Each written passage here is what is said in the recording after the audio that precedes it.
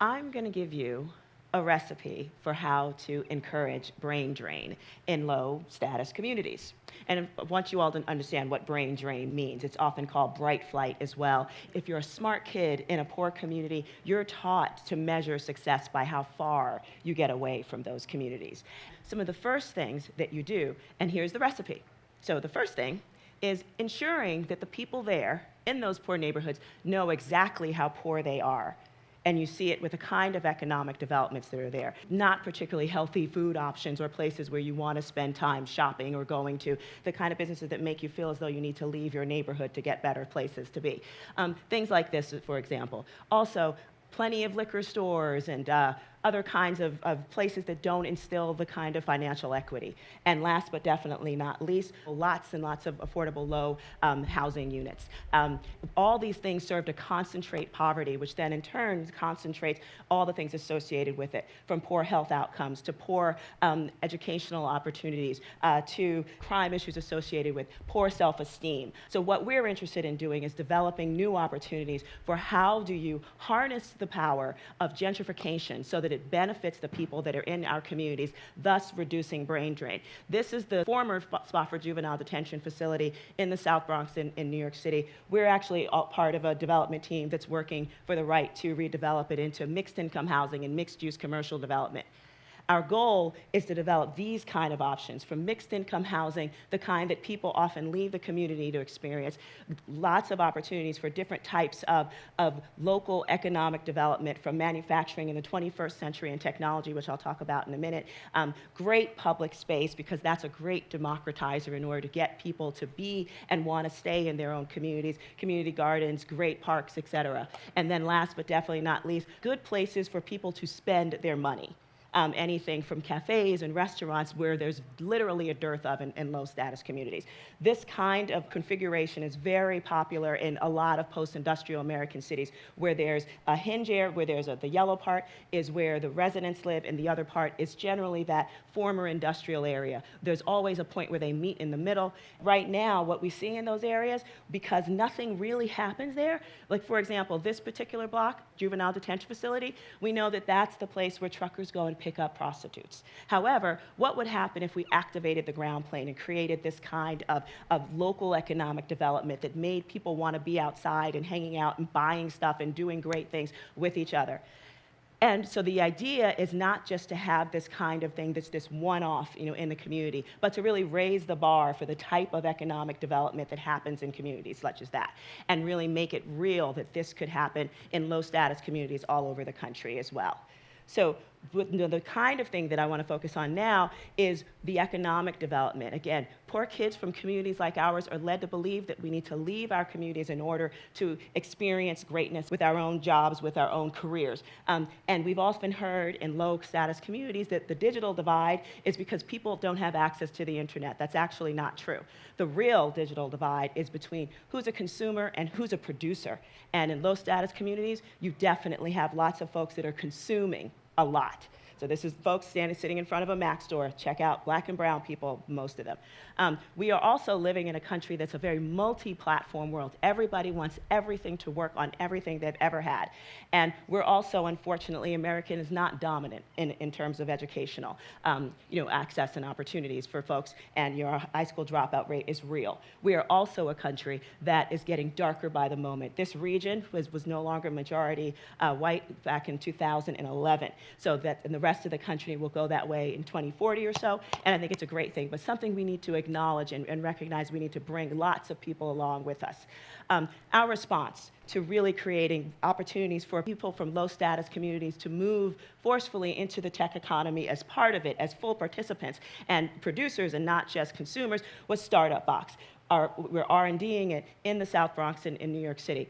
And one of the things we wanted to do was make sure that we could find entry-level jobs for folks specifically that would start them there, but then give them a great background to move up into the world through career ladders. Software testing, it's offshored a lot right now. We're talking India, China, Eastern Europe, you name it. It's actually a very entry-level job. It doesn't take long to learn, but you can build a lot off of it. It's actually a skill that's very treasured within the industry. However, most people are not hiring folks on the ground to do this kind of work. So I opted a pilot. I funded several folks to work on the pilots. We worked with Nickelodeon and a smaller mobile games company in order to see if this theory worked, that if we could train people to do the testing within our community so that these companies, mostly game companies or other folks that had websites that were very, very user dependent, and so to see if this stuff would work, to see if we could add value to the product that we knew that folks were sending stuff offshore to get done.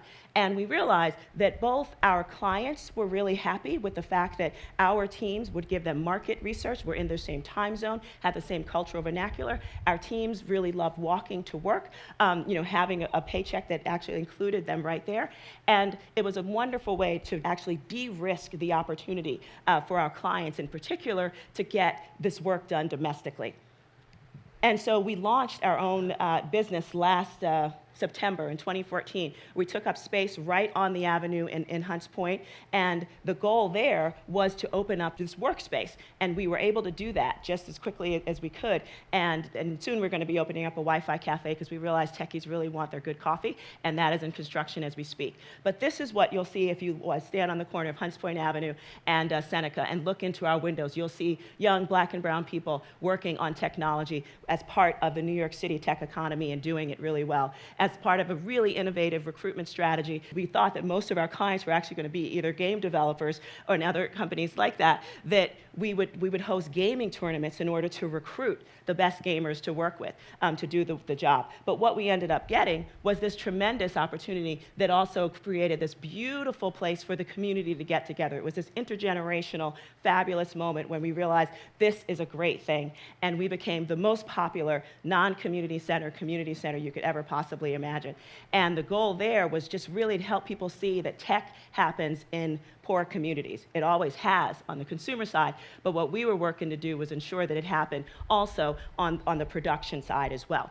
Another side benefit was creating a Call of Duty tournament between the police and the local community. Even after the Eric Garner non-verdict, this was a way to get people in the room together and talking and recognizing that we're all people. So to have this kind of wonderful opportunity in our community has just been a tremendous, tremendous thing. Most of our first clients were going to be game developers. Turns out that only about 30% of them. We have folks like Giphy and BetaWorks, if you ever play Two Dots or things like that. We just signed on Sesame Workshop as a client as well. But this, our very first client, was the City of New York. We did the quality assurance software testing for digital.nyc, which is the first website dedicated to the startup and entrepreneurial community. And when I took my team down to the launch back in October of last year, there are about 200 people in the room, including the mayor and all of his entourage. And so 200 people, mostly white men in suits and cops.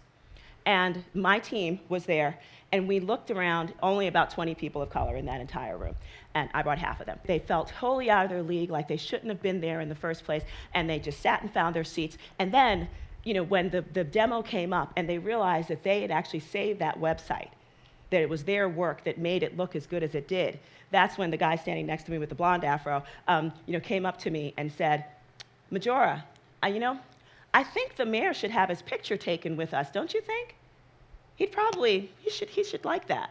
And I'm like, yes, he should like that. Notice the fundamental difference between, could we have our picture taken with the mayor versus the mayor should have his picture taken with us. When I think about the kind of work that we're doing to urban onshore, what we're doing, the development of it is because at this point, America is changing. We need to have everybody on board to create the kind of innovation that we absolutely need, because we need to understand that we need to have this wonderful yet legitimate and unavoidable impatience to move our world into the tech economy that actually includes everyone. Thank you very much.